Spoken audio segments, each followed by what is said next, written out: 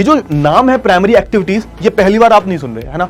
आपने कहाँ सुना? आपने क्लास 10th में, याद करो, क्लास 10th में आपने एक चैप्टर पढ़ा और उस चैप्टर का नाम था the sectors of the Indian economy. या फिर हम ज्योग्राफी की बात करें, उसको सिर्फ लिमिटेड टॉपिक्स पे कवर नहीं कर सकते, हम उसको एक्सटेंसिवली बहुत अदर जो उसके सिस्टर डिसिप्लिन होते हैं या फिर अदर जो डिसिप्लिनरी सब्जेक्ट जो होते हैं उससे भी हम कनेक्ट करते हैं।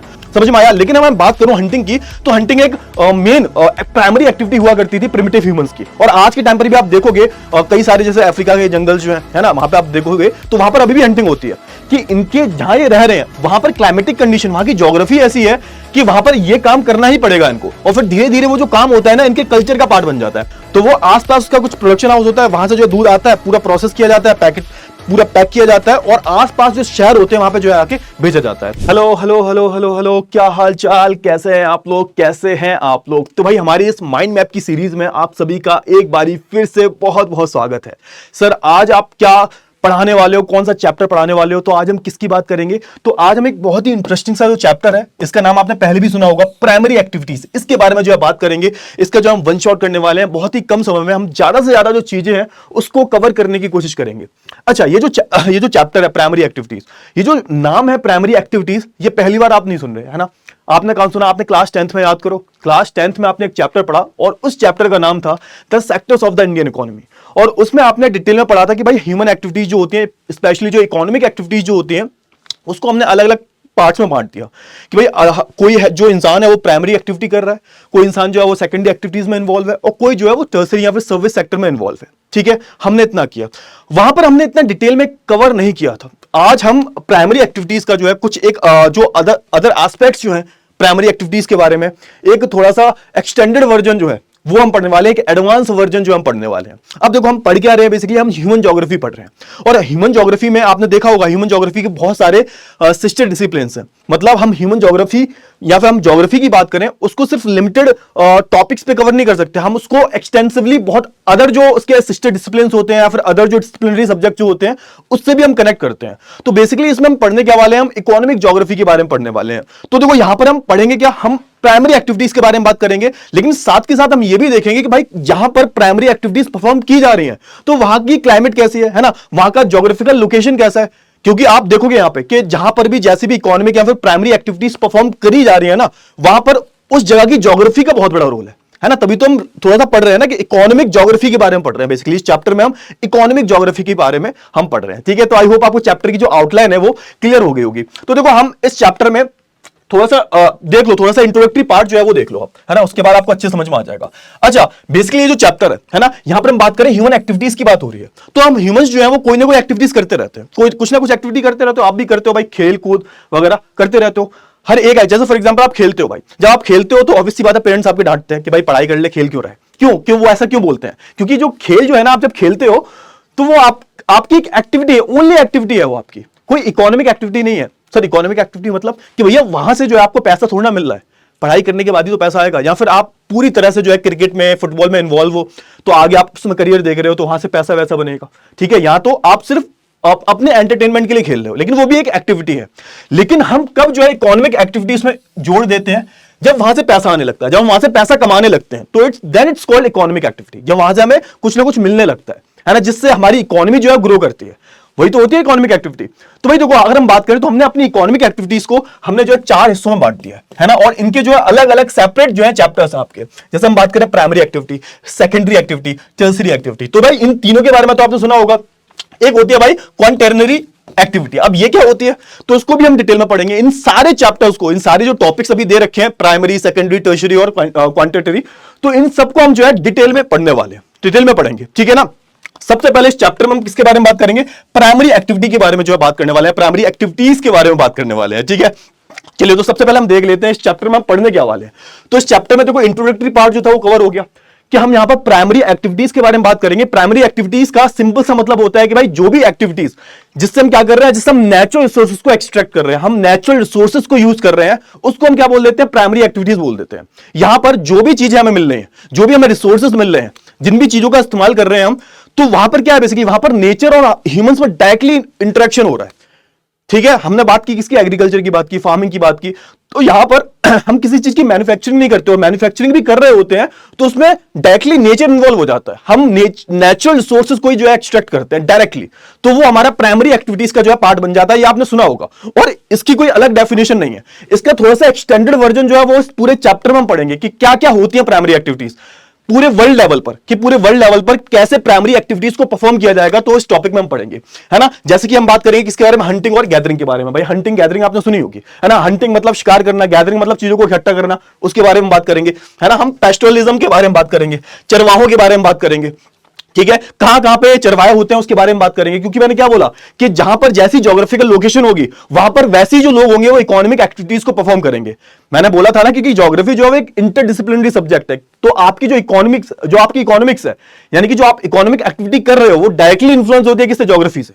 समझ में आया? चलिए बहुत अच्छी बात है। फिर हम एग्रीकल्चर के बारे में बात करेंगे, क्योंकि ये तो बहुत ही इंपॉर्टेंट एक सब्जेक्ट है ना। एग्रीकल्चर की हम बात करें, एक बहुत ही इंपॉर्टेंट टॉपिक है किसका, एक बहुत ही इंपॉर्टेंट एस्पेक्ट है हमारे प्राइमरी एक्टिविटीज का। फिर हम माइनिंग के बारे में बात करेंगे, because mining is also a primary activity, ठीक है। अब इसको हम थोड़ा सा डिटेल में पढ़ेंगे, तो एक एक टॉपिक को जो है थोड़ा सा हम डिटेल में पढ़ने वाले हैं और आपको मजा आएगा, है ना, इतनी गारंटी देता हूं मैं, ठीक है। आपको स्टार्टिंग से लेके एंड तक देखना है, मैं गारंटी से कहता हूं आपको मजा आने वाला है इस चैप्टर में। चलिए तो सबसे पहले हम बात कर लेते हैं किसके बारे में, हंटिंग एंड गैदरिंग के बारे में बात कर लेते हैं। अच्छा, जब मैं बात करता हूं हंटिंग की और गैदरिंग की, सबसे पहले मैं अगर हंटिंग की बात करूं तो हंटिंग एक ऐसा कुछ सब्जेक्ट नहीं है कि बहुत ही नया हो, कि अभी से हंटिंग शुरू हुई है 100-200 साल पहले से, जब से थोड़े से इंडस्ट्रियलाइजेशन हुआ है या फिर जब से थोड़ा सा टेक्नोलॉजिकल एडवांसमेंट आया है तब से ही हंटिंग शुरू हुई है। भाई हंटिंग अगर आप देखोगे तो स्टार्टिंग से, मतलब जब हम स्टोन एज में थे, जब हम कुछ भी पहनते भी नहीं थे, तब से हंटिंग हम कर रहे हैं। जैसे हम प्रिमिटिव ह्यूमंस की बात करें, आज से 1000-2000 साल पहले, 12000 साल पहले की बात करें, तब से हंटिंग होती आ रही है।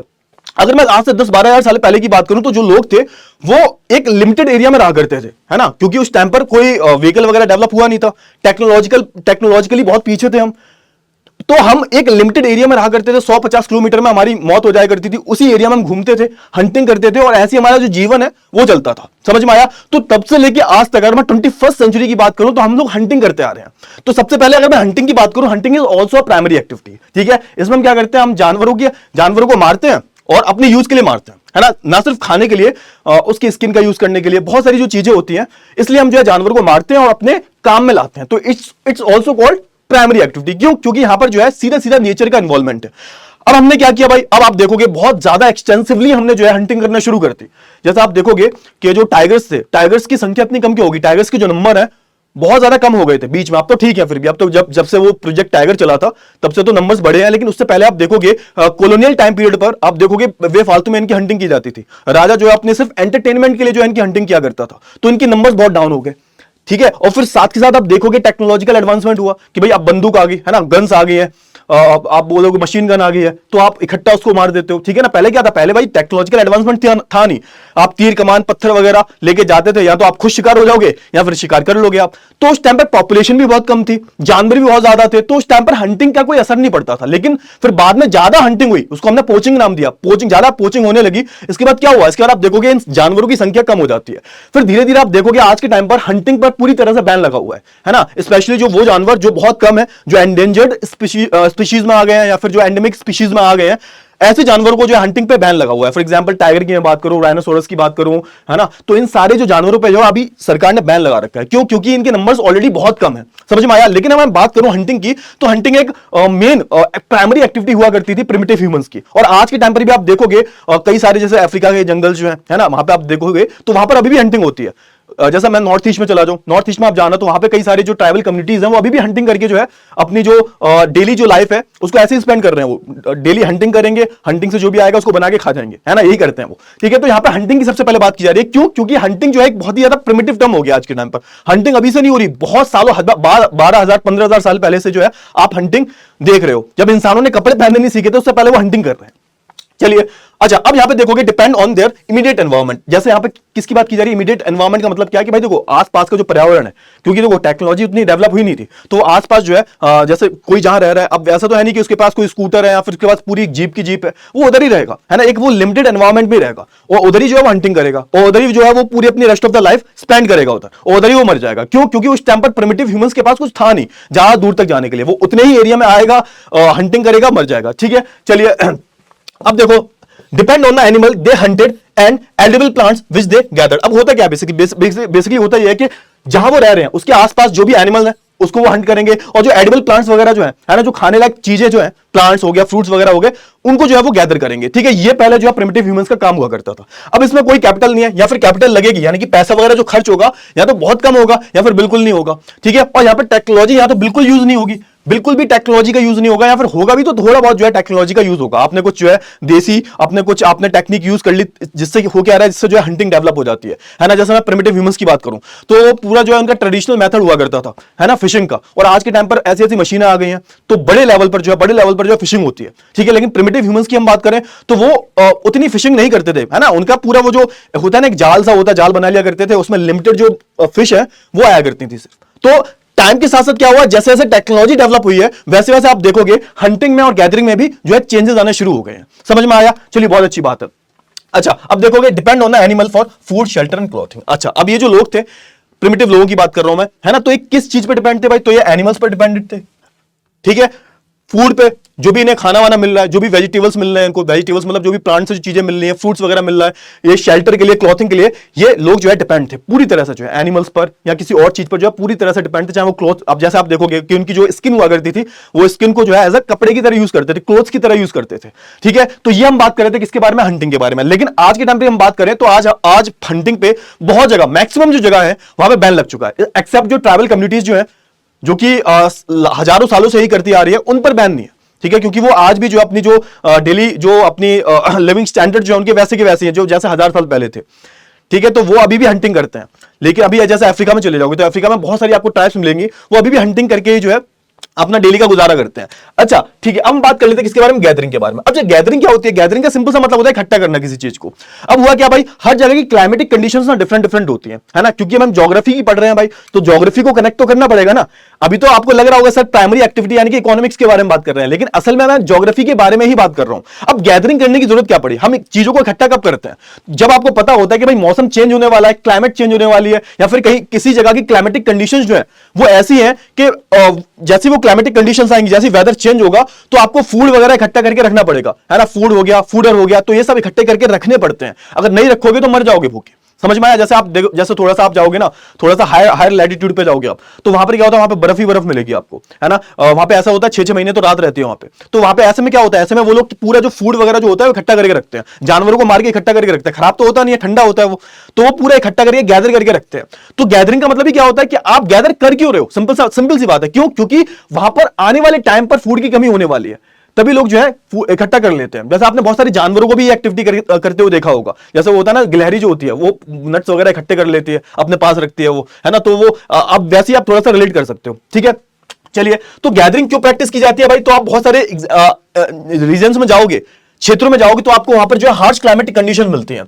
ठीक है, अच्छा, तो अगर मैं बात करूं यहां पर, जैसे मैं मोस्ट प्रिमिटिव सोसाइटीज की बात करूं, जो बहुत पुरानी सोसाइटीज है, वो यहां पे क्या करते हैं? यहां पे अगर मैं प्लांट्स की बात करूं या फिर एनिमल्स की बात करूं, ये दोनों को जो है क्या करते हैं? वो दोनों को जो है यहां पर गैदर करते हैं। ठीक है, तो वही लिखा हुआ है, it often involve a primitive society who extract both plants and animals to satisfy their needs for food, shelter and clothing. ठीक है, तो वो पहले से इकट्ठा करके रख लेते। क्यों? क्योंकि वहां की क्लाइमेटिक कंडीशन जो है वो ऐसी नहीं है कि आपको 12 मास यानी कि 12 महीने आपको जो है वहां पे फूड मिलेगा।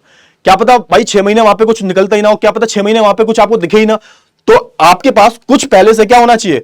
कुछ गैदरिंग तो होनी चाहिए ना। फॉर एग्जांपल, हम जो जैसे कोल्ड स्टोर वगैरह होते हैं, वहां पे पूरा फूड को जो है पूरा जो है स्टोर करके रखते हैं। जो गवर्नमेंट होती है उसके पास पूरा फूड स्टॉक होता है ना, पूरा फूड स्टॉक होता है उसके पास में। जब इन केस अगर कुछ फैमिन जैसी सिचुएशन आती है, इन केस अगर फसल नहीं होती ठीक से, फार्मिंग ठीक से नहीं होती है, सूख जाती है, फैमिन वगैरह आ जाता है, फ्लड्स वगैरह आ जाते हैं, तो वहां पर जो है खाने को पहुंचा सके, है ना, डिस्ट्रीब्यूशन हो सके। तो ये थोड़ा सा रिलेट कर सकते हो, है ना। यहाँ पे अगर मॉडर्न टाइम की हम बात करें तो जो सरकार के पास लाइफ स्टॉक जो होता है, फूड स्टॉक जो होता है, उसको क्यों रखती है सरकार? बहुत बड़े लेवल पर होता है, सरकार खरीद लेती है किसानों से और अपने पास रखती है। इन केस अगर कोई फैमिन आ जाए, अगर कोई फ्लड आ जाए, तो उस टाइम पर जो है उसको यूज किया जाएगा। समझ में आया? चलिए, तो बहुत ही अच्छी बात है। अब बात कर लेते हैं थोड़ा सा आगे हंटिंग गैदरिंग की। अगर हम आगे बात करूं तो जो प्रिमिटिव सोसाइटी जो थी, प्रिमिटिव सोसाइटीज की हम बात करें, बहुत पुराने लेवल पे जो लोग हैं, बहुत पुराने, जो प्रिमिटिव का मतलब भी क्या होता है? वो पुराना, है ना। तो उनकी हम बात करें तो ये सिर्फ हंटिंग पे, गैदरिंग पे ही डिपेंडेंट है। फिशिंग, हंटिंग, गैदरिंग वगैरह यही करते हैं ये लोग, है ना। अब देखोगे यहां पे ये इनका ओल्डेस्ट ऑक्यूपेशन है, और यहां पर आप देखोगे कहीं भी जो हार्श क्लाइमेटिक कंडीशन जो होंगी वहां पर ये एग्जैक्टली प्रैक्टिस किया जाता है। ठीक है, पहले वो हंटिंग करेंगे, उसको जो है गैदरिंग करना शुरू कर लेंगे। क्यों? क्योंकि वहां की क्लाइमेट थोड़ी हार्श है, कुछ पता नहीं है मौसम का, क्या पता खाना मिले ना मिले, तो पूरा स्टॉक करके रखते हैं अपने पास में। चलिए अब अच्छा, ये प्रैक्टिस कहां किया जाता है? तो देखो मैंने बोला ना कि जो हाई लैटिट्यूडल जो एरिया जो होते हैं, हाई लैटिट्यूड का मतलब क्या होता है, तो है ना, ये हमारा क्या इक्वेटर है ना, जैसे जैसे आप इक्वेटर से ऊपर जाओगे, जैसे जैसे आप इक्वेटर के ऊपर जाओगे तो ये हाई लैटिट्यूडल एरिया हो जाएंगे, है ना। ये यहां पर जैसे ये वाली की हम बात करें, ये वाले एरियाज की हम बात करें, है ना, हम ये वाले एरियाज की बात करें, ध्यान से देखो, है ना, यहां पे होता क्या, यहां पे भाई अलग ही क्लाइमेटिक कंडीशंस होती हैं। सोच के देखो, ये इधर ऊपर वाला जो एरिया है, कुछ पार्ट जो हमारा ये रशिया वाला पार्ट आ गया, है ना, यूरेशिया का जो पार्ट है, रशिया वाला पार्ट आ गया, इधर आप जाओगे कनाडा वाला पार्ट आ जाएगा, थोड़ा सा ऊपर जाओगे साइबेरिया वगैरह आ जाएगा यहाँ पे, है ना। तो यहाँ पे आप देखोगे कि लोग जो है यहाँ पे बहुत सारी नोमैडिक ट्राइब्स जो है वो पूरा जो है गैदर करके रखती हैं फूड, है ना। ऐसा नहीं है कि डेली जो है फूड की तलाश में वहां पे मिल जाएगा तुम्हें फूड ना, वहां पे क्लाइमेटिक कंडीशन ही आती है कि आपको हंटिंग करो, जो भी आप कर रहे हो उसको आपको गैदर करना पड़ेगा, इकट्ठा करना पड़ेगा। क्यों? क्योंकि ऐसा ऐसा टाइम आता है जब आपको -45 डिग्री -50 डिग्री जो है टेम्परेचर आपको इन जगहों पर जो है हायर लैटिट्यूड्स पे जो है देखने को मिलता है। ठीक है, क्लियर हुआ? चले, तो वही बात की जा रही है। अच्छा, अब यहां पे बात करें थोड़ा सा, अब हुआ क्या, जैसे जैसे हमने टेक्नोलॉजी को डेवलप कर लिया तो हुआ ये कि हम जिन चीजों को ट्रेडिशनली यूज कर रहे थे तो उसके हमने क्या निकाल दिया, उसके हमने जो है अलग अलग जो है सब्स्टिट्यूट निकाल दिए। फॉर एग्जांपल, पहले हम जो है पत्ते पे रख के खाना, पत्ते जो केले का पत्ता होता है, जैसे आप साउथ में जाओगे तो वहां पे अभी भी प्रैक्टिस होता है, केले का पत्ता होता है, फिर जो बरगद का पत्ता होता है, बरगद का जो पीपल का पेड़ होता है उसके पत्ते से हम प्लेट्स वगैरह बनाते हैं, कटोरी वगैरह बनाते हैं, यूटेंसिल्स वगैरह उससे ही बनाते हैं। ठीक है, पहले बनाते थे।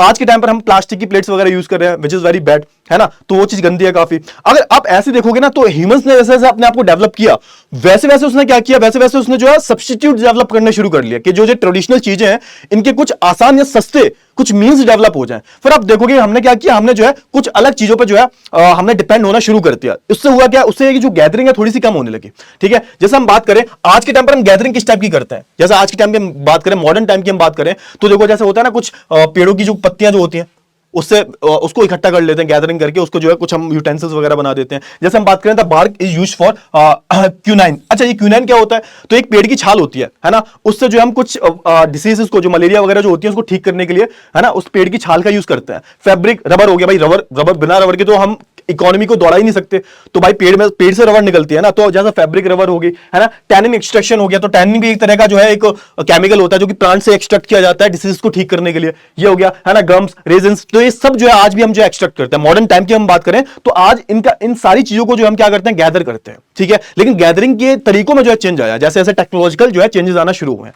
चलिए, बहुत अच्छी बात है, आगे हम बात कर लेते हैं। अब बात कर लेते हैं पेस्टोरलिज्म की। अच्छा, ये सिंपल सा मतलब क्या होता है पेस्टोरलिज्म, तो basically it's a kind of human, it's a kind of animal husbandry. तो यहाँ पे होता क्या है, बहुत सारे जो चरवाहे वगैरह होते हैं, बहुत सारे जानवर को पालते हैं ग्रुप में और फिर उन्हें चरवाने के लिए बाहर ले जाते हैं, तो इट्स अ काइंड ऑफ, है ना, आप बोल सकते हो हर्डर्स होते हैं वो, है ना, बहुत सारे चरवाहे होते हैं जो बड़े लेवल पर जो एनिमल्स को पालते हैं, उनकी रेयरिंग करते हैं और उनसे जो अपनी इकोनॉमिक एक्टिविटीज को आगे बढ़ाते हैं। बिकॉज यहां पे ये भी नेचुरल है, ये भी नेचुरल है, यहां पे कोई मैन्युफैक्चरिंग नहीं हो रही, तो it's a kind of primary activity. ठीक है, तो हम किसके बारे में बात करेंगे, हम पेस्टोरलिज्म के बारे में बात करेंगे। तो इसको हमने दो पार्ट्स में डिवाइड कर लिया, एक तो भाई नोमैडिक हर्डिंग है ना, और दूसरा भाई हमारी कॉमर्शियल लाइव स्टॉक रेयरिंग। अच्छा, ये दोनों में मतलब क्या है बेसिकली, नोमैडिक हर्डिंग का मतलब क्या होता है, what do you mean by nomadic, तो जो लोग मूव करते रहते हैं continuously, those who keep going, है ना, those who keep going continuously, जो घूमते रहते हैं एक जगह, जो टिकते नहीं है, उसको हम क्या बोलते हैं, उसको हम जो है नोमैडिक हर्डिंग बोलते हैं। क्लियर हुआ ना, इतनी चीजें क्लियर हुई, फटाफट से बताओ, इतनी चीजें तो आपको जो है बहुत अच्छे से जो है क्लियर हो गई होंगी। क्लियर हुआ? चलिए, जो लोग जो है एक जगह से दूसरी का मूव करते रहते हैं, moving one place to another place. ठीक है, किसकी तलाश में भाई, तो भाई इकोनॉमिक एक्टिविटी होती है कि भाई एक जगह रहेंगे तो वहां पर शायद वहां का क्लाइमेटिक कंडीशन के फेवर में ना हो, तो उन्हें फूड की तलाश में, फूडर की तलाश में या फिर वाटर की तलाश में जो है एक जगह से दूसरी का जो कॉन्टिन्यूसली जो है मूव करते रहते हैं। जैसे हिंदी में इसको क्या बोलते हैं, घुमंतु बोलते हैं, है ना, खानबदोश बोल देते हैं, घुमंतु बोल देते हैं। तो ये एक जगह नहीं रहते, ये बंजारे टाइप के होते हैं, आपने सुना होगा बंजारे, है ना, घुमंतु। तो ऐसे लोग जो आपको कई सारे देखने को मिल जाएंगे, एमपी चले जाओ, राजस्थान चले जाओ, आप नॉर्थ ईस्ट चले जाओ, कश्मीर चले जाओ, तो ऐसे जो आपको चरवाहे जो है वो मिल जाएंगे। इनके बारे में बात करेंगे, फिर हम बात करेंगे इनका इससे कॉमर्शियलाइजेशन कैसे हुआ, मतलब यहां पर लोगों ने कॉमर्शियलाइजेशन की जैसी बात आती है ना, तो यहां पे हमेशा समझना कॉमर्शियलाइजेशन का मतलब क्या होता है कि आपने किसी चीज को एक बड़े स्केल पे करना शुरू कर दिया, है ना। तो इसी चीज का सेम जो ये चीज हो रही है, इसका मॉडर्न वर्जन जो है, हमने इस चीज को कॉमर्शियलाइज करना शुरू कर दिया, लोगों ने बड़े बड़े फार्म खोलना शुरू कर दिए, उसके बारे में बात करेंगे। ठीक है, चलो सबसे पहले हम बात करते हैं नोमैडिक हर्डिंग के बारे में। ठीक है, अब देखो यहां पे हर्डर जो होते हैं, यानी कि जो चरवाहे जो होते हैं, तो वो depends on the animal for food, transport and shelter and clothing. अब भाई ये डिपेंड करता है कि भाई कौन सा चरवाहा जो है कौन सा एनिमल को पाल रहा है। अब ये भी क्लाइमेटिक कंडीशन पे डिपेंड करता है। अब फॉर एग्जांपल जैसे हम अगर राजस्थान में जाएंगे, यानी कि हम बात करें किसी रेगिस्तान वाले इलाके में जाएंगे, आप चले जाओ ये इधर हमारा जो सेंट्रल एशिया वाले पार्ट में चले जाओ, है ना, मिडिल ईस्ट में चले जाओ, तो यहाँ पे बहुत बड़े बड़े आपको क्या मिलेंगे, रेगिस्तान मिलेंगे, है ना, यहाँ पे है ही नहीं कुछ, यहाँ पे वेजिटेशन बहुत लो है, तो यहाँ पे आपको कैमल्स मिल जाएंगे, कैमल्स, है ना, ऊंट मिल जाएंगे आपको। तो भाई कहने का मतलब ये है कि लोग जो है वैसे जानवर पालते हैं जैसा वहां का क्लाइमेटिक कंडीशन होगी, है ना, जहां पर उस क्लाइमेटिक कंडीशन में कौन सा एनिमल सर्वाइव करेगा। बहुत बहुत लोग जो होते हैं शीप्स वगैरह पालते हैं, ठीक है ना, तो जो हर्डर जो होते हैं वो एनिमल पर डिपेंड करता है ना, तो भाई एनिमल कौन सा फूड खाता है, कैसा वहां पे ट्रांसपोर्टेशन है, शेल्टर कैसा है, क्लॉथिंग कैसी है, तो वहां पे एनिमल पे डिपेंड करते हैं ना, ये सारी चीजों के लिए, अपने फूड के लिए, अपने ट्रांसपोर्ट के लिए, है ना, अपने शेल्टर के लिए, अपने क्लॉथिंग के लिए, किन चीजों पे डिपेंड करते हैं भाई, तो एनिमल्स पर, है ना। इनका जो मेन बिजनेस होता है वो किस पर डिपेंड करता है, अपनी जिंदगी को उजाड़ने के लिए। अभी जैसे मैंने बात की किस पे, हंटिंग की बात की मैंने, हंटिंग गैदरिंग की बात की, तो जो भी उनकी इकोनॉमिक एक्टिविटीज चल रही है ना, जो भी चीजें चल रही है वो किस पे डिपेंडेंट है, तो वो हंटिंग पे डिपेंडेंट है, वो गैदरिंग पे डिपेंडेंट है। लेकिन इस केस में ये लोग 100% किस पे डिपेंडेंट है, एनिमल्स पे। अब देखो थोड़ा सा ट्रांसफॉर्मेशन आया, हमने बहुत ज्यादा हंटिंग करनी शुरू की, फिर ह्यूमंस को दिमाग आया कि यार एक काम करते हैं ना, इनको हम हंटिंग क्यों कर रहे हैं इनकी, हम एक काम करते हैं, एक फीमेल कैमल को लाते हैं, एक मेल कैमल को लाते हैं, फिर उन दोनों को साथ में उनसे बहुत सारे जो ऑफस्प्रिंग उनके जो होंगे, उनके जो बच्चे होंगे, उससे और ज्यादा जो है बच्चे होंगे, तो ऐसे करके हम इनको पालना शुरू कर देते हैं, है ना, बजाय हंटिंग के हम इनको पालना शुरू कर देते हैं। तो लोगों ने अब क्या करना शुरू कर दिया, लोग एक जगह सेट हो गए और उन्होंने क्या किया, उन्होंने जो है यहां पर जानवरों को पालना शुरू कर दिया। तो यहां से आप देखोगे थोड़ा सा यहां से शुरू हुआ हमारा नोमैडिक हर्डिंग। अब अच्छा, अब उनको एक जगह रख नहीं सकते थे, क्यों, क्योंकि एक जगह पे रिसोर्सेज खत्म हो जाएंगे ना, एक जगह पे घास भी खत्म हो जाएगी, एक जगह पे जो फूडर है ना, जो चारा जो है वो भी खत्म हो जाएगा, एक जगह पे मे भी पानी भी खत्म हो सकता है। तो फिर उन्होंने मूव करना शुरू कर दिया कि भाई एक जगह से हम दूसरी जगह मूव करते हैं, है ना। तो ये सारी चीजें हुई। तो इनका वही सीन है कि भाई ये एक जगह से दूसरी जगह मूव करते रहते हैं, ठीक है। Each nomadic community occupies a well identified territory. तो भाई यहां पे ये भी याद रखना कि इनकी एक अलग अलग टेरिटरी होती है ना, जो भी जिस नाम से जाने जाते हैं, इनकी एक अलग अलग टेरिटरी होती है, इनके इलाके अलग अलग होते हैं और इनको अलग अलग नामों से भी जाना जाता है। और ये एक जगह नहीं टिकते, है ना, keep on moving from one place to another along with their animals. तो भाई अपने जानवरों के साथ में जो है वो एक जगह से दूसरी जगह जो है लोग मूव करते रहते हैं। और उनके एक मतलब होता है ना, आइडेंटिफाइड टेरिटरी होती है कि भाई ये टेरिटरी पे ये वाला जो नोमैडिक हर्डर्स हैं ये काम करते हैं, इस वाली टेरिटरी पे ये वाले करते हैं। तो आपको इंडिया में भी बहुत सारे जो नोमैडिक हर्डर्स जो हैं वो देखने को मिल जाएंगे। जैसे आप बात करें, जैसे देखो कौन कौन से, है ना, कहां कहां पे आपको मिलेंगे, तो सहारा और एशियंटिक डेजर्ट जो है, यहाँ पे आपको शीप और गोट मिल जाएंगे, कैमल मिल जाएंगे। तो अगर मैं बात करूं तो यहाँ पे अलग अलग जो क्लाइमेटिक कंडीशंस है, फॉर एग्जांपल अब आपके मन में आएगा सर एक बात बताओ, तो ये लोग खेती वेती क्यों नहीं करते, ये लोग एक जगह सेट क्यों नहीं हो जाते। तो मैंने बताया ना आपको कि इनके जहां ये रह रहे हैं वहां पर क्लाइमेटिक कंडीशन, वहां की ज्योग्राफी ऐसी है कि वहां पर ये काम करना ही पड़ेगा इनको, और फिर धीरे धीरे वो जो काम होता है ना इनके कल्चर का पार्ट बन जाता है। फॉर एग्जाम्पल जैसे लेट्स सी कि ये देखो, है ना, अब मान के चलो ये जो एरिया है पूरा, है ना, ये जो पूरा एरिया है, ये जो पूरा एरिया आपको देखो यहाँ पे, ये जो पूरा एरिया देखने को मिलेगा, तो यहाँ पे आपको क्या है भाई, यहाँ पे क्लाइमेटिक कंडीशन वैसा नहीं है कि यहाँ पे पूरी खेती वेती की जाए, या फिर आपको हरी सब्जियां मिल जाएंगी। यहाँ पे समझ में आया, यहाँ पे आपको आधी जगह पे जंगल मिलेंगे, आधी जगह पे आपको रेगिस्तान मिलेंगे, तो यहाँ पे आपको प्रॉपर वेजिटेशन आप कर ही नहीं सकते। तो ऑब्वियसली बात है कि भाई ज्योग्राफी के हिसाब से, है ना, मैंने बताया नेचुरलाइजेशन ऑफ ह्यूमन, है ना। तो देखो, तो यहाँ पे हमने क्या बताया था, यहाँ पे यही बोला जा रहा है कि भाई लोगों ने उस नेचर के हिसाब से, ज्योग्राफी के हिसाब से जो है अपने आप को ढालना शुरू कर दिया, और उस ज्योग्राफी के हिसाब से हमने अपनी इकोनॉमिक एक्टिविटीज को बदलना शुरू कर दिया। अब यहाँ पे भाई कोई खेती वेती होती नहीं है। अब जैसे बात करूं मैं मिडिल ईस्ट की, है ना, इस एरिया की बात करूं भाई, यहाँ पे आपको 90% आपको रेगिस्तान देखने को मिलेगा। मैं दुबई वाले पार्ट की बात नहीं कर रहा भाई, उन्होंने तो डेवलप कर लिया, है ना, with the help of technology, लेकिन 90% ऑफ द एरिया आप देखोगे ना, यहाँ पर रेत ही रेत है भाई, कुछ भी नहीं है। तो लोगों ने क्या किया भाई, रेत का जहाज कौन होता है, ऊंट होता है, तो ऊंट को पालना शुरू कर दिया, ऊंट का दूध निकालते हैं, ऊंट को शायद मार के भी, हाँ मार के खाते भी हैं, उसका मीट भी खाते हैं, है ना। यहाँ पे गोट्स वगैरह मिल जाएंगी, शीप मिल जाएगी आपको, ठीक है। तो यहाँ पे आपको सारे देखने को मिल जाएंगे, क्यों, क्योंकि यहाँ का क्लाइमेटिक कंडीशन वैसा है ना। यहाँ पे आप खेती कैसे करोगे, रेगिस्तान में कैसे खेती करोगे, ठीक है। तो ये वाला आपका जो डाउट होगा कि सर ये लोग कुछ दूसरी एक्टिविटी क्यों नहीं करते, तो उसका रीजन सिंपल सा है कि यहाँ की जो क्लाइमेटिक कंडीशन है वो उनके फेवर में नहीं है, ठीक है। और धीरे धीरे जब उन्होंने करना शुरू किया कि मेरे पिताजी जो है वो गोट्स को या फिर शीप को पाला करते थे, फिर मैंने पाली, फिर मेरे बच्चों ने पाली, तो उनके कल्चर का पार्ट बन गया धीरे धीरे वो, अब वो चेंज नहीं कर सकते, ठीक है। तो आई होप आपको ये जो डाउट है वो क्लियर हो गया होगा, है ना। तो यहां पे आप देखोगे कि अलग अलग एनिमल्स, एक एनिमल नहीं पाले जाते, अलग अलग रीजन के हिसाब से, है ना, जो क्षेत्र है, जो जगह है उसके हिसाब से जो यहाँ पे चेंज हो जाता है। फॉर एग्जांपल अगर मैं तिब्बत की बात करूं तो तिब्बत में आपको याक मिल जाएगा, है ना। जैसे तिब्बत एंडीज के माउंटेन जो है ना, जो हमारे साउथ अमेरिका के जो माउंटेन्स हैं, एंडीज के माउंटेन्स बोलते हैं, एंडीज के माउंटेन्स में आपको लमास देखने को मिल जाएगा। ये क्या है, ये भाई ऐसे दिखता है ना। तो इसका जो आप देख रहे हो ना, इसकी जो स्किन जो है ना, उसको हम पूरा ट्रिम करके जो है बेचा जाता है। जैसे शीप होती है ना, शीप के वूल निकलता है, तो इनका भी वूल निकलता है, ठीक है। इनकी हम बात करें, फिर आर्टिक रीजन में आप जाओगे जहां पे आपको रेनडियर मिल जाएगा। सोच के देखो, रेनडियर भी पालते हैं यहाँ पे, है ना, वो सीन वाला सींग जैसा होता है, सीन उसके बहुत बड़े बड़े होते हैं, वैसा रेनडियर आपको पता होगा। तो यहाँ पे रेनडियर भी पालते हैं। तो आपको हर जगह पे जो है ना, जैसे फॉर एग्जाम्पल मैं बात करूं कि अगर आप नॉर्थ यहाँ पे जाओगे मिडिल ईस्ट में, तो मिडिल ईस्ट में आपको कैमल्स वगैरह ज्यादा मिलेंगे, कैमल्स शीप वगैरह ज्यादा मिलेंगे, ठीक है। अगर आप थोड़े ठंडे इलाके में जाओगे तो आपको वहां पे रेनडियर वगैरह, है ना, और याक वगैरह देखने को मिल जाएंगे। तो जगह के हिसाब से जो है यहाँ पर जो रेयरिंग हो रही है वो भी चेंज हो जाती है, जो जानवर को जैसा पाल रहे हैं वो भी चेंज हो जाता है। अलग अलग जानवर आपको जो है जगह के हिसाब से बदल जाएंगे। समझ में आया? चलिए, बहुत ही अच्छी बात है। अच्छा, अब यहाँ पे मेन जो क्वेश्चन आता है, सर रीजंस बताओ, ये किस किस के रीजंस, कौन कौन से रीजंस में पाए जाते हैं। तो आप देखोगे यहाँ पर the core region extend from the Atlantic shore of the North Africa. अब जैसे हम बात करें, देखो North Africa eastward across the Arabian peninsula into the Mongolia and central China. अब ये ना इतनी टेक्निकल लैंग्वेज में जाने की जरूरत नहीं है, आप मैप देखोगे, it's all about map information. अगर आपकी अच्छी है ना, मैप से रिलेटेड नॉलेज आपकी अच्छी है, तो आप कर दोगे। देखो यहाँ पे कुछ नहीं बोला गया, देखो अगर आप देखोगे ध्यान से, है ना, अगर मैं इसको इरेज करूं तो देखो ध्यान से, है ना, यहां पर आप देखो, ये हमारा क्या है, ये हमारा नॉर्थ अमेरिका अफ्रीका है, ठीक है। इधर आप आ जाओगे, ये मिडिल ईस्ट वाला इलाका हो गया, है ना, तो ये तिब्बत वाला इलाका हो गया, ये तिब्बत वाला इलाका है, और ये पूरा जो है तिब्बत और मंगोलिया वाला। अब जैसे देखो फॉर एग्जांपल, अगर थोड़ा सा मैं हिस्ट्री से कनेक्ट करूं, अब मंगोलिया जो ट्राइब थी, है ना, तो उधर साइड तो रहती थी ना, ये पूरा जो ट्राइब था इसका, मंगोलिया ट्राइब इधर ही तो रहती थी ना।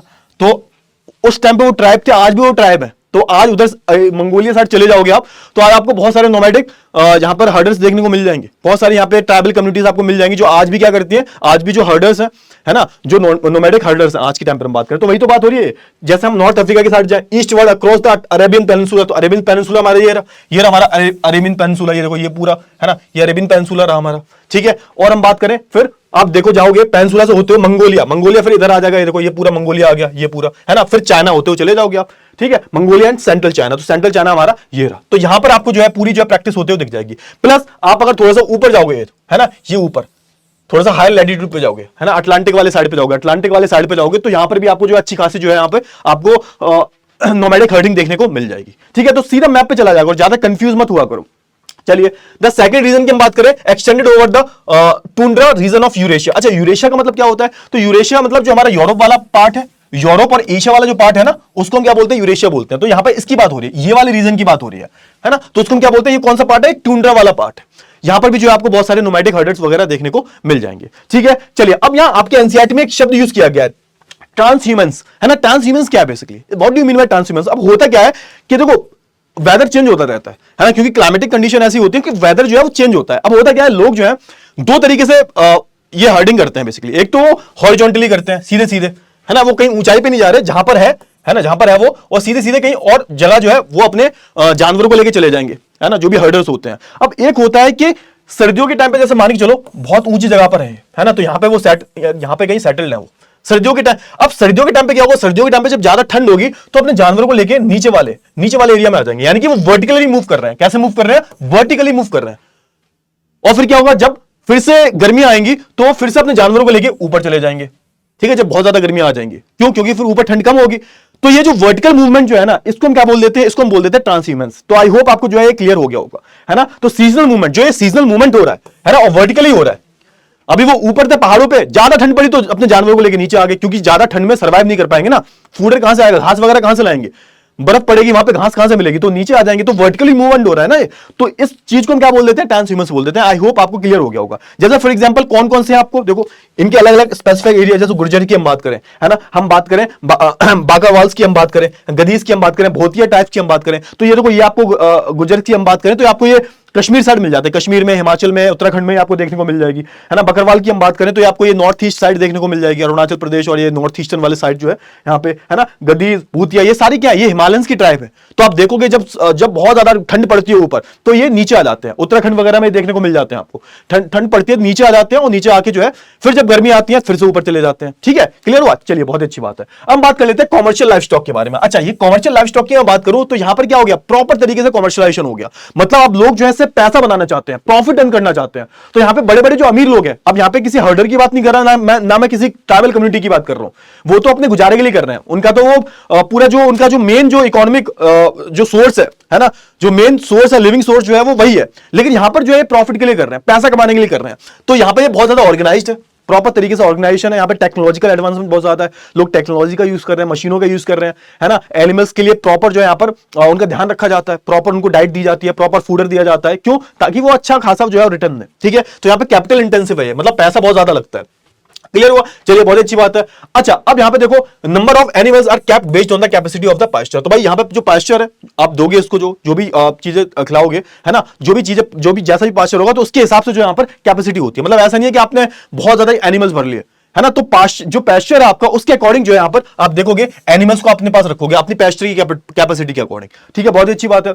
अच्छा, अब यहां पे देखो practice in the permanent ranches. अब ये लोग ना अपने एनिमल्स को, रेंचेस का मतलब यहां पे फार्म्स है ना, तो अब ये अपने एनिमल्स को चरवाते नहीं है, इनका एक प्रॉपर फार्म होता है, फिक्स्ड फार्म होता है, वहां पे जो है अपने एनिमल्स को रखते हैं, है ना। तो इनका एक परमानेंट फार्म होता है, ये ऐसा नहीं है कि भाई वो जो नॉमिनल हर्डर्स है उनकी तरह एक जगह से दूसरी जगह ले जा रहे हैं, ना, इनका एक फिक्स फार्म होता है, वहां पे जो है क्या करते हैं, उनको चराते हैं। क्लियर हुआ, यहां पे उनको जो है ये इनको फूडर मिलता है, खरीदते हैं फूडर, चरवा जो भी फूडर वगैरह जो होता है ना उसको ये खरीदते हैं, ठीक है। तो आई होप आपको इतनी चीजें वो क्लियर हो गई होंगी, समझ में आया। चलिए, animals are move from one parcel to animal another. आप देखो कि large area and divide into parcel, अलग अलग पार्सल में डिवाइड होता है ना, अलग अलग एरिया जो है, बहुत बड़ा एरिया है, बहुत बड़ा, वो अलग अलग पार्ट्स में डिवाइड होता है ना। एक पार्ट में एक बंदा फार्म कर रहा है, दूसरे पार्ट में जो है दूसरा बंदा फार्म कर रहा है, तो ऐसे करके जो डिवाइडेड होता है, अलग अलग पार्सल में जो है चीजें प्रैक्टिस की जाती हैं, समझ में आया। तो एक पार्सल में जो है, एक पार्सल से दूसरे पार्सल में जो है एनिमल्स जो है मूव करते रहते हैं। और ये कहां प्रैक्टिस किया जाता है, तो ज्यादा जो डेवलप्ड नेशन है वहां पर जो है ये प्रैक्टिस किया जाता है। फॉर एग्जांपल ये न्यूजीलैंड में, ऑस्ट्रेलिया में, अर्जेंटीना में, है ना, तो यहां पर जो है यूएसए वगैरह में जो प्रैक्टिस किया जाता है। कौन कौन से एनिमल्स को पाला जाता है यहाँ पे, तो आप देखोगे शीप, कैटल, गोट्स, हॉर्सेस, है ना। Product are meat, wool and hide and, ठीक है, हाइड्स एंड स्किन। तो भाई ये क्या करते हैं, उन एनिमल्स का क्या करते हैं भाई, वो आपके मन में सवाल आता होगा, सर एनिमल्स का क्या करते हैं, तो भाई उनकी स्किन को सेल करते हैं, है ना। फिर उनके जो वूल वगैरह जो होता है, जैसे शीप वगैरह जो होती है उनके वूल होता है, उनका वो उनको वूल्स को बेच कर करते हैं। कैटल्स वगैरह जो होते हैं, गोट्स वगैरह, उनके जो डेयरी प्रोडक्ट्स जो होते हैं वो भी बेचते हैं ये लोग, है ना, उनका मीट भी बेचते हैं ये लोग, तो उसकी स्किन वगैरह, तो ये सारी जो चीजें हैं इनसे जो है ये पैसे कमाते हैं, ठीक है। चलो, तो थोड़ा सा रुक जाओ, पानी पी लेता हूं मैं, थोड़ा सा रुक जाओ, मैं पानी पी लेता हूं। क्लियर हुआ, बहुत अच्छी बात है।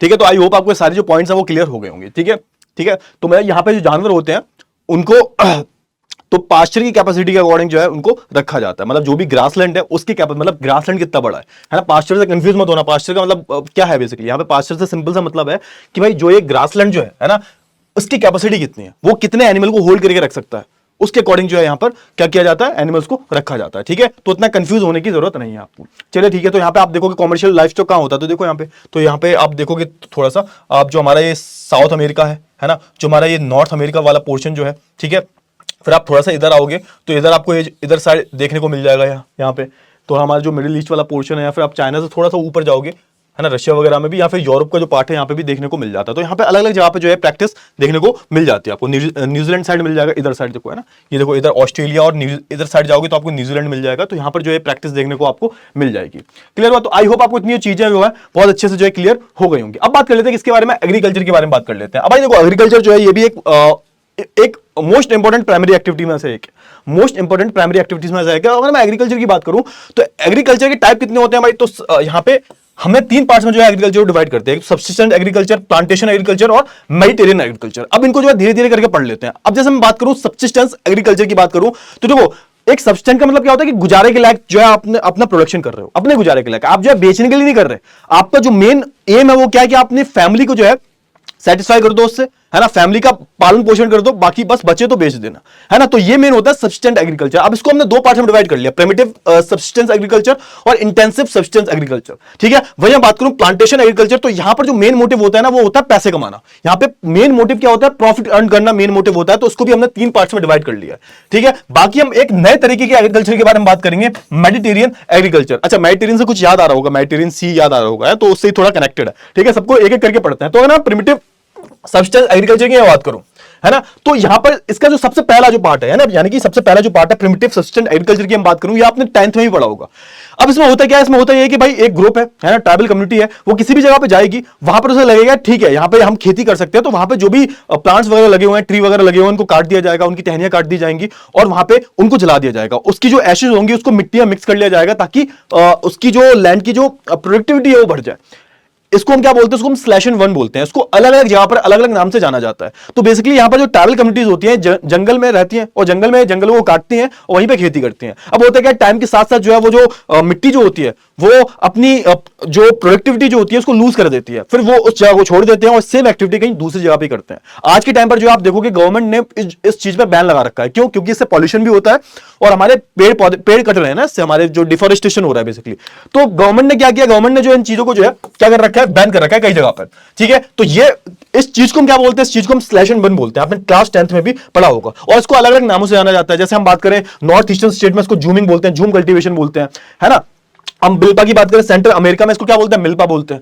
मैक्सिको की हम बात करें, मैक्सिको में भी इसको मिल्पा बोलते हैं, है ना। लडांग इसको क्या बोलते हैं, इंडोनेशिया में बोलते हैं, मलेशिया में इसको लडांग बोलते हैं। तो इसको हर जगह पर अलग अलग नामों से जाना जाता है। ये जो प्रैक्टिस है ये हर जगह की जाती है ना। तो it's a kind of primitive subsistence agriculture. मतलब यहां पर बहुत ही पुरानी टेक्निक का जो यूज कर रहे हैं, बहुत ही पुरानी, ये बहुत समय पहले से चला आ रहा है, ठीक है। चलिए, बहुत अच्छी बात है। आप देखोगे, आप ध्यान से फटाफट से देखो प्रिमिटिव एग्रीकल्चर। तो यहां पे देखो, ये ध्यान से देखो फटाफट से, इधर इंडोनेशिया वाला पार्ट आ गया, इधर, है ना, इधर ये वाला पार्ट आ गया, है ना। अफ्रीका में आप जाओगे तो अफ्रीका, ये सेंट्रल अफ्रीका वाला पार्ट जो है, यहां पर भी इसको प्रैक्टिस करते हुए देख लिया जाएगा। चलिए, अब इंटेंसिव सब्सिस्टेंस एग्रीकल्चर की बात कर लेते हैं।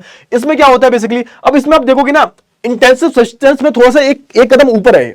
यहां पर हम क्या कर रहे हैं भाई, यहां पर लार्ज पॉपुलेशन है, जहां पर लार्ज पॉपुलेशन है, डेंसली पॉपुलेशन है, वहां पर जो है ये चीज प्रैक्टिस की जाती है। यहां पर आप कोई जंगल वंगल में नहीं जा रहे, जहां पर बहुत ज्यादा लार्ज पॉपुलेशन है और आपके पास लैंड कम है, लैंड एरिया बहुत कम है, वहां पर ये प्रैक्टिस की जाती है। यहां पर भी मेन एम यही होता है कि हम अपनी फैमिली के लिए करेंगे, उसके बाद जब कुछ बचेगा तो बेच देंगे, ठीक है। अब इसको हमने दो पार्ट में बांट लिया। एक में क्या है भाई, एक में जो है हम पैडी है, जो चावल वगैरह जो है उसकी खेती ज्यादा कर रहे हैं, पैडी कल्टीवेशन पे ज्यादा हम डोमिनेटेड है एक एरिया, ठीक है। और दूसरा क्या है, intensive subsistence agriculture dominated by other crops. तो एक में तो हम क्या कर रहे हैं, पैडी कल्टीवेशन कर रहे हैं, और दूसरे में जो दूसरे अगर टाइप की हम बात करें, इसमें हम क्या कर रहे हैं, इसमें हम अदर क्रॉप का कल्टीवेशन भी कर रहे हैं।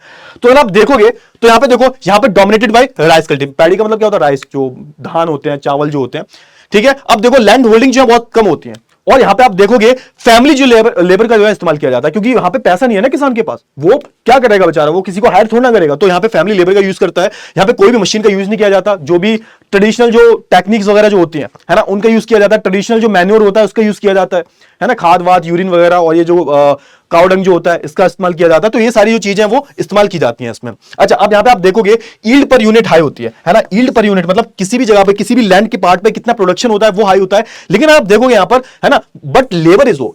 यील्ड पर लेबर जो है ना, लेबर पर लेबर कितना प्रोडक्शन आया, मतलब जो लेबर आपके खेत में काम कर रही है उसका कंट्रीब्यूशन कितना है, वो बहुत लो होता है। क्यों? क्योंकि अब सिंपल सी बात है कि आपकी फैमिली में 5 लोग हैं और 5 लोग किसी एक लैंड पे काम कर रहे हैं, तो ऑब्वियस सी बात है कि वहां पे जरूरत 3 की है, 5 लोग काम कर रहे हैं, तो बचे हुए 2 का तो प्रोडक्शन 0 आएगा ना।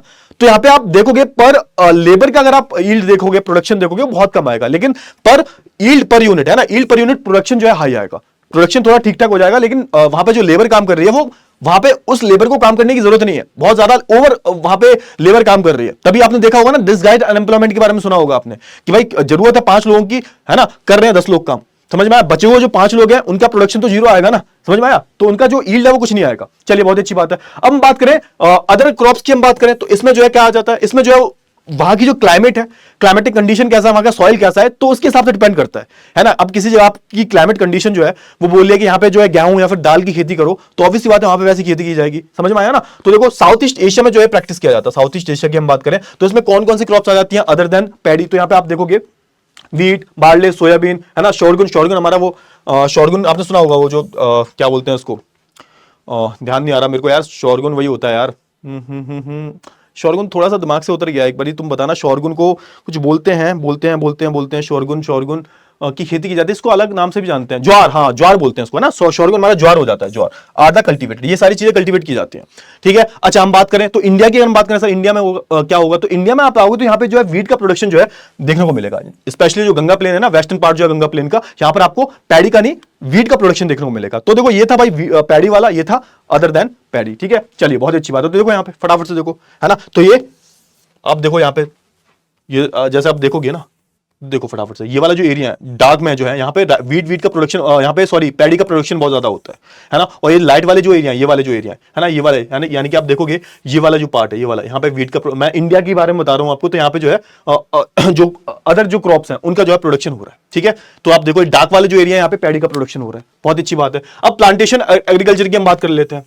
अच्छा, प्लांटेशन एग्रीकल्चर जो था, ये टर्म यूज किसने किया था बेसिकली, है ना, ये सबसे पहले शुरू किसने किया था, तो ऑब्वियस सी बात है, ये शुरू किसने किया होगा, जिन्होंने हमें लूटा, यानी कि यूरोपियंस ने जो है शुरू किया था। क्यों शुरू किया था, ताकि वो पैसा कमा सके, समझ आया, पहली चीज हो गई। अच्छा अब यहाँ पे कुछ इंपॉर्टेंट प्लांटेशन क्रॉप जो है, इसमें होता क्या बेसिकली, इसमें होता है कि एक बहुत बड़े लैंड पर, एक लार्ज पार्ट जो होता है लैंड पर, उस पर जो क्या किया जाता है, किसी चीज का प्रोडक्शन किया जाता है। जैसे कि हम बात करें किसका भाई, कोकोआ हो गया, कॉफी हो गया, रबर, कॉटन, ऑयल पाम, है ना, शुगर केन, इन सबका जो है प्रोडक्शन एक बड़े फील्ड पे किया जाता है, और इनको जो है एक बहुत बड़ा प्लांटेशन जो ओनर जो होता है उसको होल्ड करता है, ठीक है। बड़े लेवल प्रोडक्शन होगा, बड़े कैपिटल लगेगी यहाँ पे, बड़ा लेबर वर्क होगा यहाँ पे, टेक्नोलॉजिकल होगा, पैसा लगा होगा खूब अच्छे से, है ना, और अच्छी अच्छी टेक्नोलॉजी का भी यूज किया जा रहा होगा यहाँ पे, एक बड़े स्केल पे होता है। क्यों, क्योंकि यहाँ पे पैसा मेन एम है वो क्या है, प्रॉफिट अर्न करना, ठीक है। चलिए बहुत अच्छी बात है। यहाँ पे भाई समझ चुके हैं, लार्ज कैपिटल लगती है, लार्ज लेबर लगती है, यहाँ पे अलग अलग साइंटिफिक मेथड्स का यूज किया जाता है ना। एक क्रॉप, सिंगल क्रॉप यहाँ पे की जाती है ना, चीप लेबर होती है, लेकिन लेबर बहुत ज्यादा होगी, है ना। और यहाँ पे पूरा जो सिस्टम होगा ना, ट्रांसपोर्टेशन का सिस्टम होगा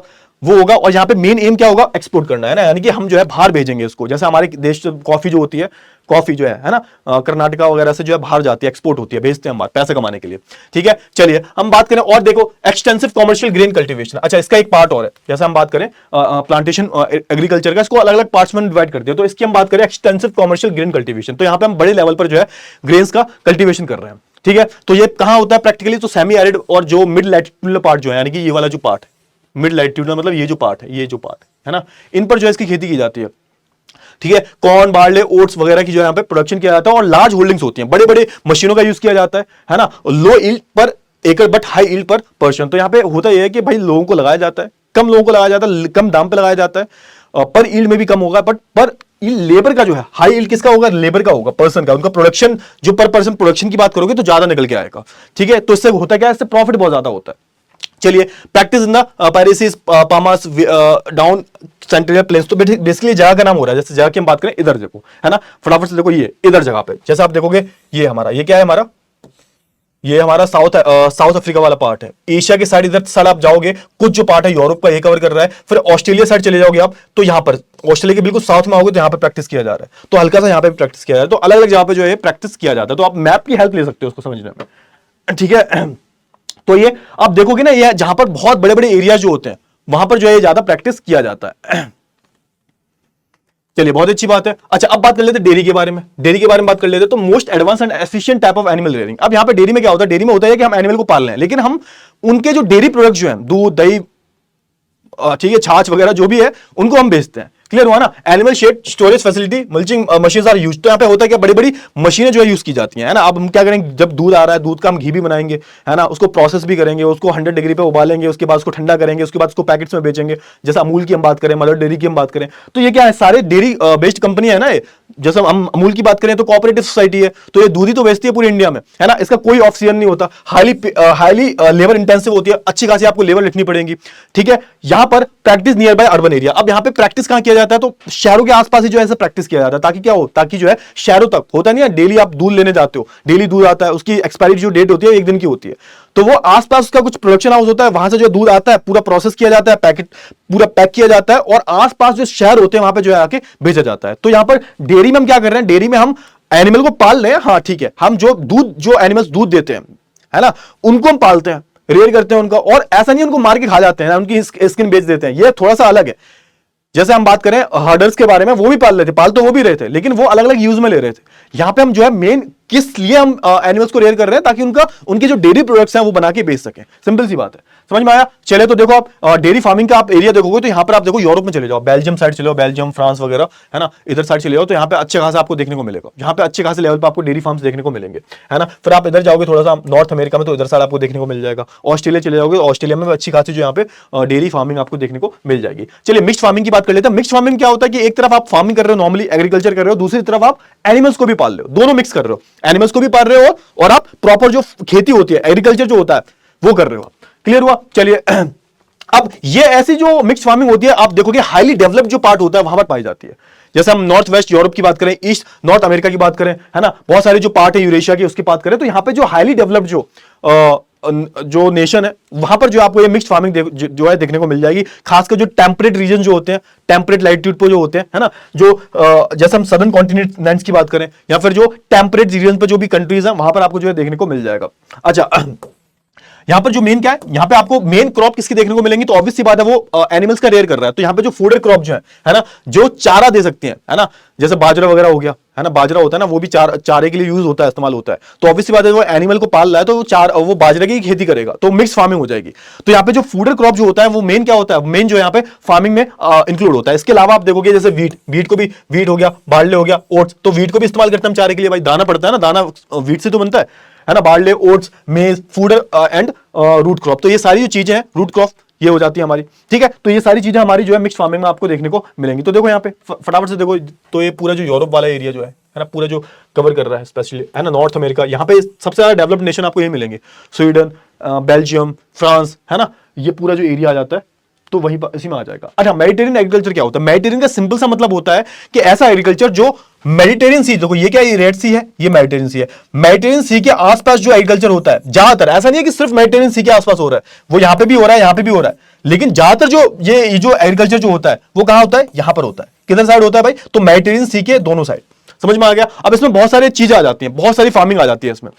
जैसे कि हम बात करें कहां का, पहले देखो कहां का ये चीजें होती हैं, तो Mediterranean sea in the Europe, in the South Africa, from Tunisia to Atlantic coast, तो यहां पे देखो ये इधर साइड सदर्न कैलिफोर्निया की हम बात करें तो इधर आ जाना आप, इधर साइड, ठीक है। और सेंट्रल चिली की हम बात करें, south western part of south Africa की हम बात करें, तो यहां पर जो आपको जो है south west of the Australia, यानी कि ये देखो साउथ वेस्ट ये रहा, है ना। थोड़ा सा आप लोकेशन का अगर आपको थोड़ा सा भी पता होगा ना, तो आप यहां पे मार्क कर दोगे, तो यहां पर जो है इसकी प्रैक्टिस की जाती है। और स्पेशली ये जो मेडिटेरियन वाला जो पार्ट है, हाईली स्पेशलाइज जो है कहां पे होगी, यहां पे हाईली स्पेशलाइज कमर्शियल एग्रीकल्चर कहां पे होगा, तो जो मेडिटेरियन वाला जो पार्ट है, ये मेडिटेरियन सी है, पूरा बीच में जो गैप देख रहे हो पूरा मेडिटेरियन सी है, यहां पर होगा। ठीक है, क्लियर, बहुत अच्छी बात है। अब ये सारी जो चीजें आपको बहुत अच्छे से जो है क्लियर हो गई होंगी, ये चीजें क्लियर हुई, बहुत अच्छी बात है, बहुत ही अच्छी बात है। मिक्स्ड फार्मिंग हो गई, बहुत अच्छी बात है। अब बात कर लेते हैं किसके बारे में, हाँ, अब यहाँ पे खेती किस तरह की जाती है। अब मेन सवाल यही आएगा ना सर, खेती किस टाइप की जाती है, तो यहाँ पे सिंपल सी बात है, खेती किस टाइप की जाती है, तो आप देखोगे एक मिनट, हाँ थोड़ा सा रुक जाओ, हाँ, तो यहाँ पे जो सिट्रस फ्रूट्स वगैरह जो होते हैं ना, सिट्रस फ्रूट्स, है ना, और यहाँ पे ग्रेप्स की फार्मिंग की जाती है। क्लियर हुआ ना, तो ये सारी जो चीजें यहाँ पे की जाती हैं। यहाँ पे क्या किया जाता है, सिंपल सी बात है, यहाँ पे सिट्रस फ्रूट जो होते हैं, सिट्रस फ्रूट मतलब जैसे ऑरेंजेस हो गए हमारे, ग्रेप्स हो गए, ठीक है, और लाइम हो गया हमारा, तो ये जितने भी जो खट्टे जो फ्रूट्स होते हैं ना, यहाँ पे आपको इसकी फार्मिंग करने को मिल जाएगी। यहाँ पे हॉर्टिकल्चर बहुत अच्छे से होता है, सब्जियां वगैरह बहुत अच्छे से उगाई जाती हैं, फ्लावर्स का यहाँ पे कल्टीवेशन बहुत अच्छे से होता है। तो ये सारी जो चीजें हैं यहाँ पर बहुत अच्छे से जो आपको देखने को मिल जाती हैं। किसकी बात कर रहा हूं मैं, मेडिटेरियन सी की बात कर रहा हूँ। क्लियर हुआ। चलिए वर्टिकल्चर बहुत अच्छे, विटिकल्चर बहुत अच्छे से देखने को मिल जाता है यहाँ पे। विटिकल्चर का मतलब क्या होता है, ग्रेप्स जो होते हैं, ग्रेप्स को सुखा के पूरा जो उनसे रेजिन्स वगैरह बनाए जाते हैं, ग्रेप्स की खेती की जाती है ना, विटिकल्चर बोल देते हैं, उससे वाइन भी बनाई जाती है, ग्रेप्स से वाइन भी देखने को मिलता है ना। तो ये सारी जो चीजें यहाँ पे होती हैं। क्लियर हुआ। चलिए बहुत अच्छी बात। अब बात कर लेते हैं माइनिंग के बारे में। अब भाई माइनिंग का मतलब क्या होता है कि आप किसी मिनरल्स को जो एक्सट्रैक्ट कर रहे हो, कहां से एक्सट्रैक्ट कर रहे हो, जमीन के अंदर से, ठीक है, अर्थ सरफेस से। अर्थ हमारा ये है, अर्थ के सरफेस से जो आप क्या कर रहे हो, आप जो है बहुत सारे मिनरल रिसोर्सेज को जो एक्सट्रैक्ट कर रहे हो अपने यूज में लाने के लिए, तो इसका मतलब क्या होता है, माइनिंग होता है। ठीक है, अब क्योंकि ये हम डायरेक्टली जो है नेचर से ले रहे हैं, so that's why it's called primary activity. अच्छा, अब यहाँ पे कौन कौन से फैक्टर्स होते हैं माइनिंग एक्टिविटी को जो अफेक्ट करते हैं। फॉर एग्जाम्पल जैसे आपको पता लगा कि ये कहीं पे जो है आपको कुछ अंदर है जमीन के अंदर, है ना, for example let's say petrol, है ना, जो पेट्रोल नहीं मतलब आप बोल सो क्रूड ऑयल आपको मिला। अब आप ये तो देखोगे ना कि जब भाई आप को ये तो पता होना चाहिए कितना है अंदर, पता चला आपने बहुत सारी लेबर लगा दी, पैसा लगा दिया, पता चला बिल्कुल नहीं निकला, ठीक है ना। तो बहुत सारे फैक्टर्स होते हैं, है ना। एक तो भाई पहले फिजिकल फैक्टर्स हैं, सच एज साइज, ग्रेड, है ना, mode of occurrence of mineral. तो भाई उसका साइज क्या है, किस ग्रेड का है, किस क्वालिटी की वो जो मिनरल मिला है आपको, मिनरल जो भी मिला है ना, वो किस क्वालिटी का है, क्योंकि प्रॉफिटेबिलिटी जो होगी वही तो डिसाइड करेगा ना। मेन क्या होता है, मेन होता है प्रॉफिट, कितना प्रॉफिट होगा बेच के, तो वो चीजें होती हैं। दूसरा होता है इकोनॉमिक फैक्टर कि भाई उस चीज की डिमांड कितनी है, जो भी हमें मिनरल मिला है उसकी डिमांड कितनी है ना। तो उसके लिए टेक्नोलॉजी जहां पर वो है उधर टेक्नोलॉजी या फिर कैपिटल है, उधर पैसा कौन लगाएगा, है ना, या फिर उधर लेबर मिलेगी हमें, स्किल्ड लेबर मिलेगी हमें उधर। तो ये सारी जो चीजें वो इफेक्ट करते हैं। कहीं भी जब आपको मिला है, कोई भी आपको माइन मिली है, मिनरल मिला है आपको, तो ये बहुत सारे फैक्टर्स होते हैं। ऐसा ही नहीं है कि एकदम से खुदाई शुरू हो गई, बहुत सारी चीजें देखी जाती हैं कि भाई कितना प्रॉफिट है, लेबर मिलेगी, लेबर कैसी है वहां पे, स्किल्ड लेबर, अनस्किल्ड लेबर कितनी है, कोई पैसा लगाया है नहीं लगाएगा, लेकिन हाँ, अगर माइनिंग हुई भी तो कितना, किस लेवल का जो हमें मिनरल देखने को मिलेगा, है ना। तो ये सारी चीजें मैटर करती हैं, समझ में आ गया। अब मेथड जो ऑफ माइनिंग की हम बात करें, दो मेथड्स होते हैं। एक तो होता है सरफेस माइनिंग, जिसको हम क्या बोलते हैं, ओपन कास्ट माइनिंग बोलते हैं, ओपन पिट माइनिंग भी बोलते हैं। दूसरा होता है अंडरग्राउंड और शाफ्ट माइनिंग।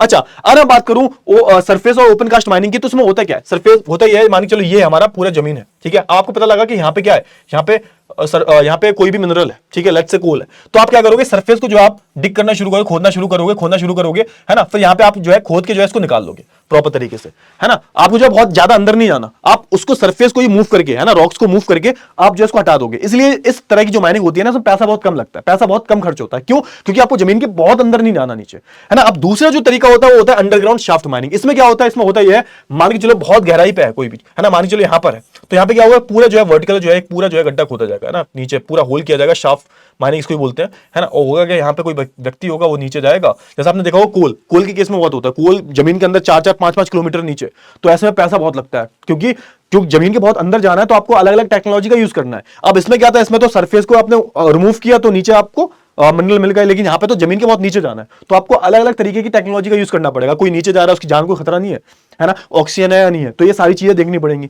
तो यहाँ पे क्या होगा, एक पूरा होल करेंगे, वो नीचे एक बंदा, बहुत सारे लोग जाते हैं नीचे, और यहाँ पे जो है मिनरल को एक्सट्रैक्ट करके ले आएंगे, ठीक है। तो एक पूरा जो है वर्टिकली जो है गड्ढा खोदा जाएगा यहाँ पे वर्टिकली नीचे, और उसको जो है एक्सट्रैक्ट कर लिया जाएगा, ठीक है। तो वही vertical shaft to be done. तो एक वर्टिकल पूरा जो है एक पूरा शाफ्ट किया जाता है, यहाँ पे पूरा एक गड्ढा पिट बनाया जाता है, और उसकी मदद से जो है वो नीचे जाता है।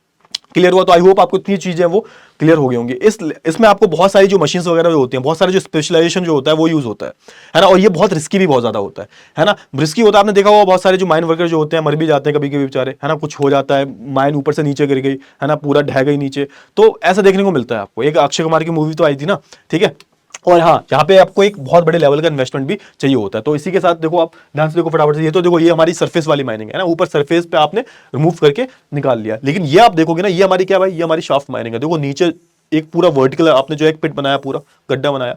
अब नीचे आपको पता लगा कि भाई यहाँ पे क्या है, यहाँ पे कुछ छुपा हुआ है, यहाँ पे कुछ है ना, तो यहाँ से आप जो है उसको एक्सट्रैक्ट करके लाओगे ऊपर, ठीक है। तो इसी के साथ जो हमारा है ना, देखो इससे समझ में आ रहा है आपको, ये देखो हमारी क्या है, ये हमारी सरफेस माइनिंग है, ठीक है। और ये आप बिल्कुल नीचे जाके जो एक्सट्रैक्ट करके नीचे ला रहे हो, उसको हम क्या बोलेंगे, इसको हम बोलेंगे शाफ्ट माइनिंग, ठीक है। चलिए, तो भाई इसी के साथ जो हम एंड करते हैं इस क्लास को। तो आई होप आपको सारी जो चीज़ें बहुत अच्छे से समझ में आ गई होंगी।